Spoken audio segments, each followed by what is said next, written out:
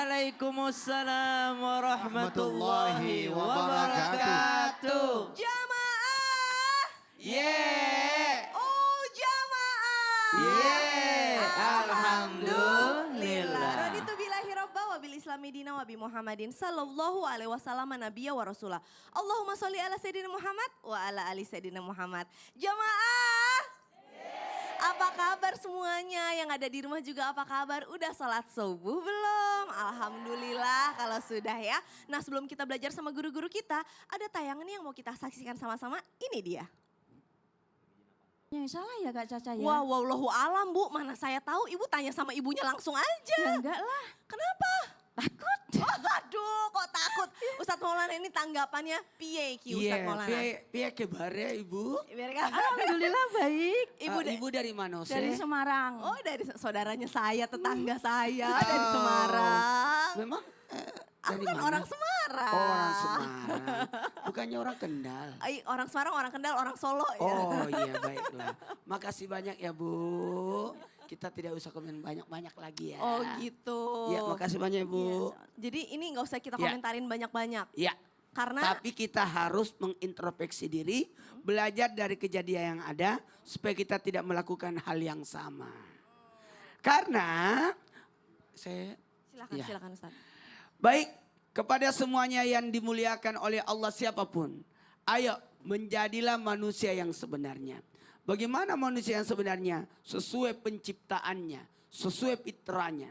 Ketahuilah kita harus taat pada aturan yang ada. Jangan sampai justru kita berbuat zalim. Ingat, ketika orang berbuat zalim itu membahayakan.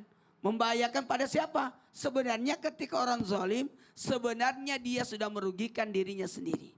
Ingat, tidak akan mendapatkan pertolongan dari Allah.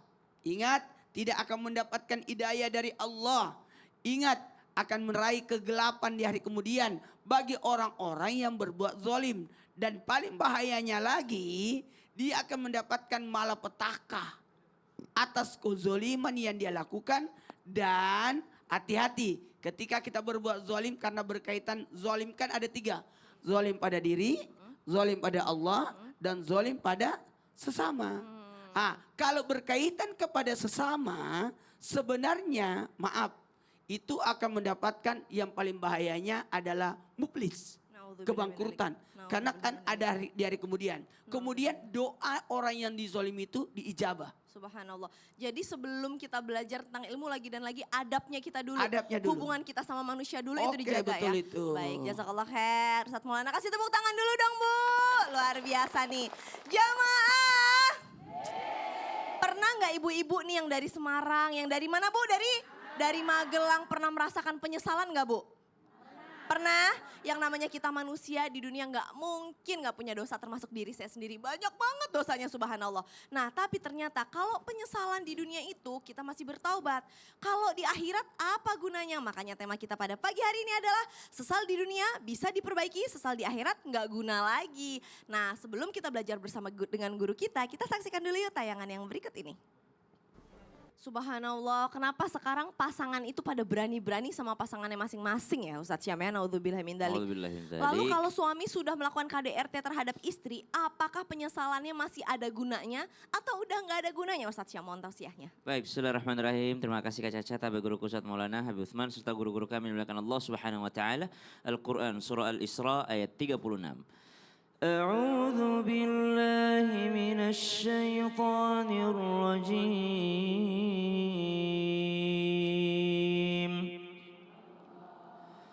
ولا تقف ما ليس لك به علم إن السمع والبصر والفؤاد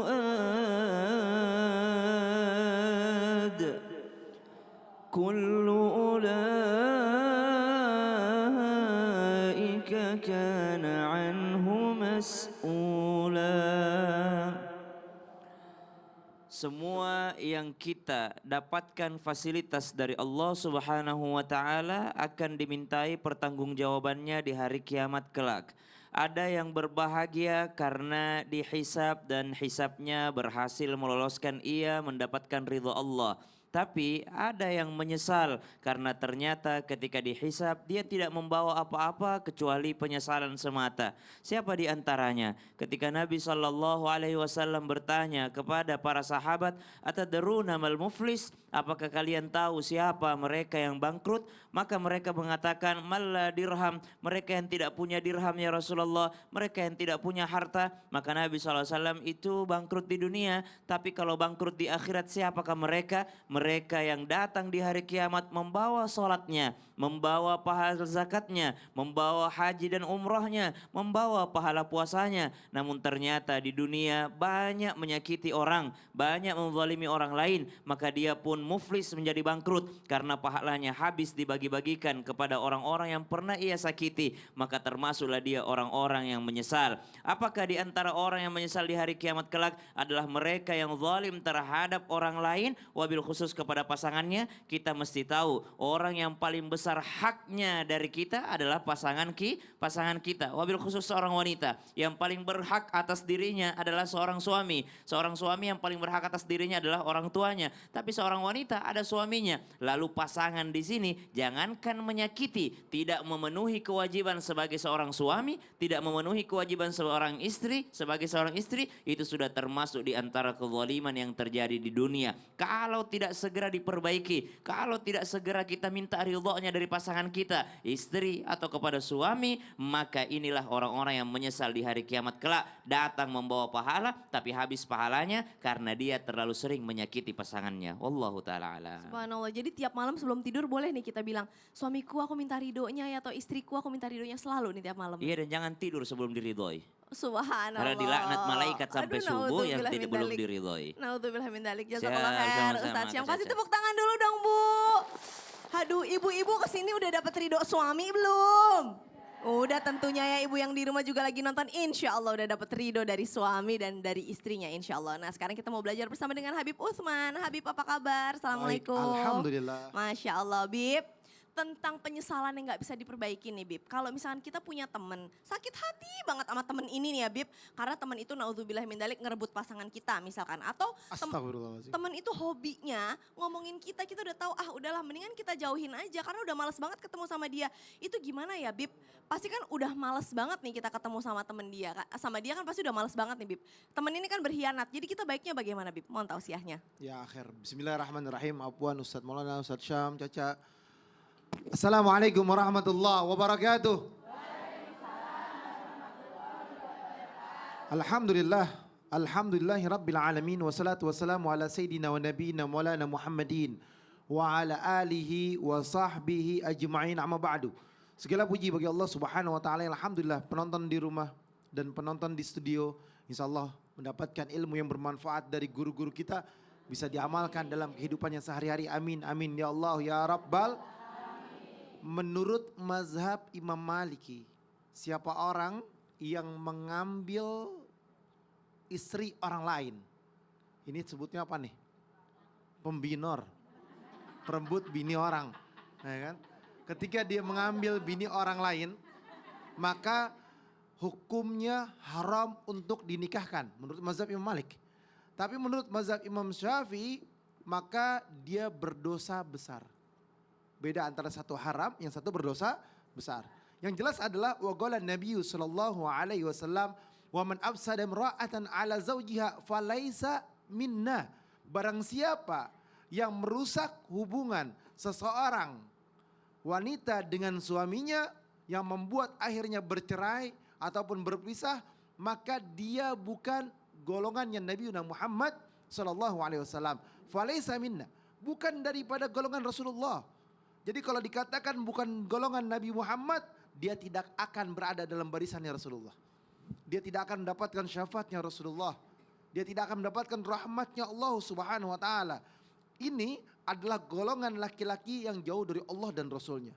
Oleh karena itu, ketika dikatakan bahwasanya dia bukan golongan Rasulullah atau tidak ada dalam barisan Nabi Muhammad SAW, berarti kehidupannya tidak akan mendapatkan keberkahan dan ridhonya Allah subhanahu wa ta'ala. Hati-hatilah kalian. Pembinor ini berbahaya. Sangat-sangat berbahaya. Bahkan dijelaskan dalam imam mazhab yang lainnya haram. Bahkan dijelaskan dosa besar. kita bergaul dengannya, ngelihatnya aja udah gak enak. Ngelihatnya aja udah empet, udah kesel, ya kan? Udah sakit hati, udah betul-betul apa bahasanya tuh? Yang membuat hati kita tuh gak enak, gak nyaman, gak tenang, lihat mukanya juga gak enak. Karena itu apa? Bentuk kekesalan. Oleh karena itu, berlindunglah kepada Allah Subhanahu wa taala agar hati kita ini memahami mana yang halal, mana yang haram, mana yang boleh, mana yang gak boleh, mana yang harus dijaga, mana yang harus dilakukan. Janganlah kalian menjadi pembinor karena dijelaskan bahwasanya itu adalah hukumnya haram. Naudzubillah min dzalik, naudzubillah. Perasaannya tadi mangkel kalau kata orang Jawa bilang, Bib, kesel banget subhanallah. Kasih tepuk tangan dulu dong ibu-ibu. Semakin seru ya pembelajarannya, insya Allah bakal banyak nih hikmahnya. Makanya habis ini jangan kemana-mana, tetap di Islam itu Indah. Jamaah! Yeah. Oh jamaah! Yeah.